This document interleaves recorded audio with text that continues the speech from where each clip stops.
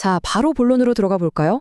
오늘 우리는 인류 역사상 가장 거대하고 또 어쩌면 아주 임박했을지 모르는 엄청난 변화에 대한 흥미로운 분석 자료를 하나 파헤쳐 보려고 합니다. 여러분은 혹시 우리가 살아가는 삶의 근본적인 목적 자체가 완전히 뒤집히는 시대를 상상해 보신 적 있으신가요? 이 자료는 바로 지금 이 순간이 인류에게 찾아온 거대한 변곡점이라는 아주 도발적인 선언과 함께 시작됩니다. 이 분석의 핵심은 우리의 과거와 다가올 미래를 아주 극명하게 대조하는 데 있습니다.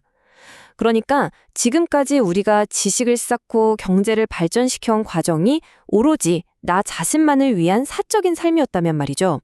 이제 다가오는 새로운 시대는 우리에게 완전히 다른 차원의 삶, 즉 인류 전체라는 더 큰 선을 위해 살아가는 공적인 삶을 강력하게 요구하고 있다는 겁니다. 패러다임이 아예 바뀌어버린다는 거죠. 여기서 이 자료가 던지는 아주 서늘하고 강력한 경고가 하나 등장합니다.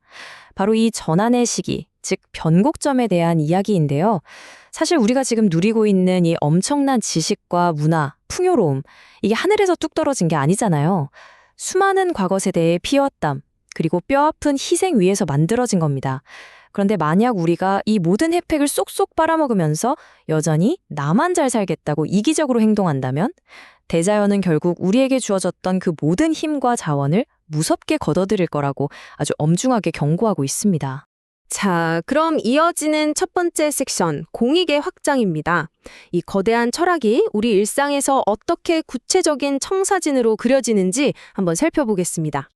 호믹인간, 다들 학교 다닐 때 역사 시간이나 도덕 시간에 한 번쯤 들어보셨죠? 그런데 이 자료에서는 이걸 단순한 옛날, 고리타분한 단어로 보지 않습니다. 타인을 위해, 인류를 위해 봉사하는 삶을 살 때 평범한 사람들도 세상을 이끄는 진정한 리더로 변모한다는 거예요.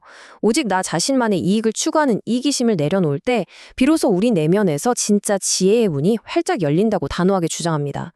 이걸 아주 구체적이고 체계적으로 보여주는 게 바로 이 홍익사행도라는 4단계 프레임워크입니다. 한 번에 갑자기 전 세계를 구원하라는 게 아니에요. 1단계, 내 주변 이웃을 위해 뭘 할까? 2단계, 우리 사회를 위해선 뭘 할까? 3단계, 국가를 위해선? 그리고 마지막 4단계로 인류 전체를 위해 무엇을 할 것인가로 나아가는 겁니다. 내 시야를 내 자신에서부터 글로벌한 차원까지 점진적으로 줌아웃시키는 아주 논리적인 접근법이죠. 여기서 흔히 우리가 당연한 미덕으로 생각했던 가족 중심주의에 대해 진짜 뼈 때리는 통찰이 하나 나옵니다. 우리는 보통 팔은 안으로 굽는다고 하면서 내 식구, 내 가족부터 챙기잖아요. 그런데 이 자료에 따르면 오직 내 가족만 감싸고 도는 행동이 장기적으로는 오히려 그 가족들을 더 힘들게 만든다는 겁니다. 왜냐? 우리 가족도 결국 이 사회의 일원이거든요. 그러니까 이 거대한 사회 전체를 내 가족처럼 바라보고 대할 때 내 진짜 가족의 삶도 근본적으로 안전해지고 윤택해질 수 있다는 뜻입니다. 다음은 두 번째 섹션, 카르텔의 문제점입니다. 그렇다면 우리가 이렇게 공적인 사회로 나아가는 걸 방해하는 가장 큰 장애물은 대체 무엇일까요? 이 자료에서는 현대 사회의 거대한 권력들, 그 기원을 먼저 짚고 넘어갑니다.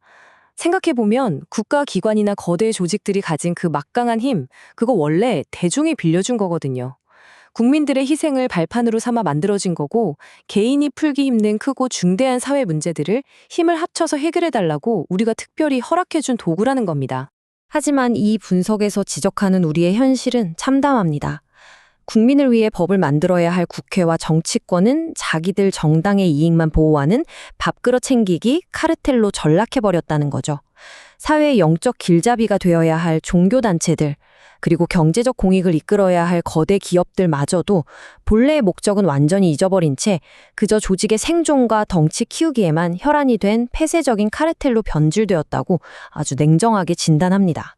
더 무서운 건 뭔지 아시나요? 이 자료는 이것이 특정 국가, 우리나라만의 문제가 절대 아니라고 꼬집습니다. 멀리 갈 것도 없이 미국의 정치 시스템이나 전 세계의 국제 정치를 봐도 똑같다는 거예요.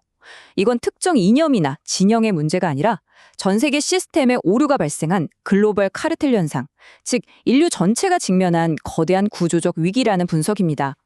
자, 그렇다면 세 번째 섹션, 인류를 위한 학교입니다. 전 세계가 이렇게 카르텔 문제로 꽉 막혀 있다면 도대체 돌파구는 어디서 찾아야 할까요?